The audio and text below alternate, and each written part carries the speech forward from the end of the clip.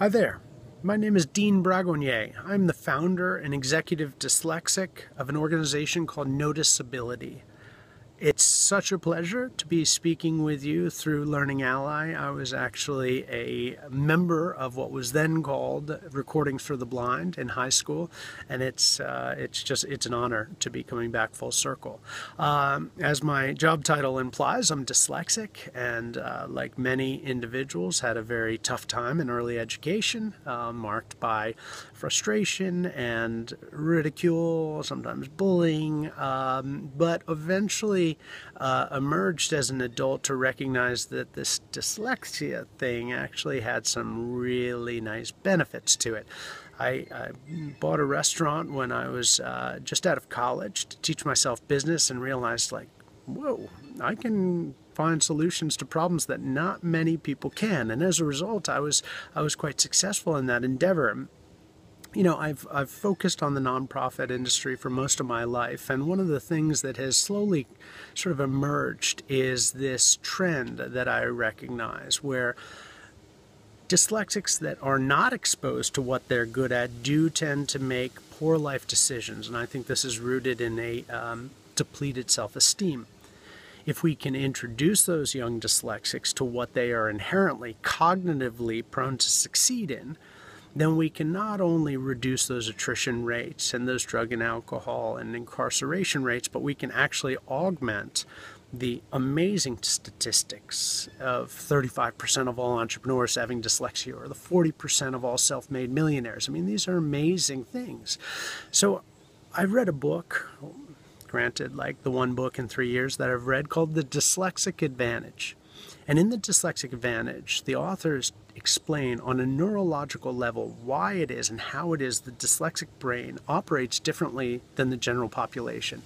And furthermore, how that brain function actually translates into a disproportionate amount of success in certain vocational paths.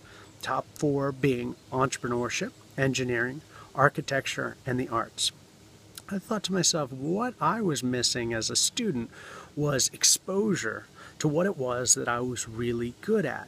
And I thought to myself, why don't we take these 4 vocational paths, distill them to a middle school level, and introduce middle school students with dyslexia to what makes their brains so powerful?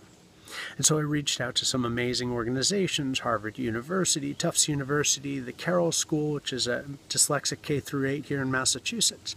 I said, let me build, in conjunction with you, a set of 4 curriculum verticals that we can build into an e-learning format. And why is that so critical? Because that enables us to teach lesson plans through video, through audio presentations, through graphic and pictorial representations, eliminating text as the barrier to entry. Now, what's also very important, as we all know, anybody that's watching videos on how the dyslexic mind develops through education, is that executive functioning and social emotional learning are essential to the success of a dyslexic. So what we've done is we have embedded those 2 methodologies into the curriculum that we're building, so that the dyslexic, who is sort of enticed by the carrot at the end of the stick, being entrepreneurship, engineering, architecture, and the arts, is consuming all of the necessary tools that they need to stay in school and to succeed in school. So that brings me to today. In order to launch my organization, I've decided to do somewhat of a bold undertaking. I have decided to swim around the island of Martha's Vineyard this summer, starting on July 11th. This is like a 50-mile swim. Now, I'm not doing it all at once. I'm actually going to divide it into 27 different legs, and each one of those legs is going to be highlighted through a video blog. During those video blogs, I'm going to be introducing people to amazing members of the dyslexic community. These are famous musicians. These are high school students with dyslexia who have graduated and are going to college. This is everything that represents the success and the ingenuity and the optimism associated with dyslexia, and I want to change that conversation. So I'm swimming 50 miles to do it, right?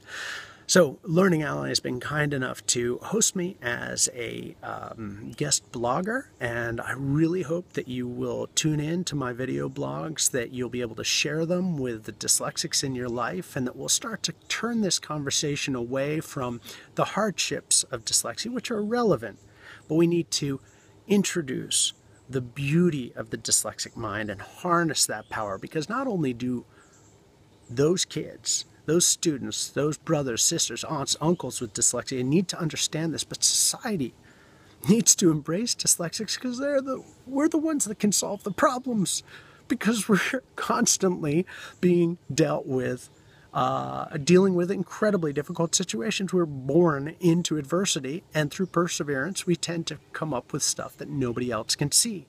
So follow me, please. Join me, please. Bring your dyslexics to your computer and let's watch. Thank you to Learning Ally. Thank you for taking this time. See you in the water.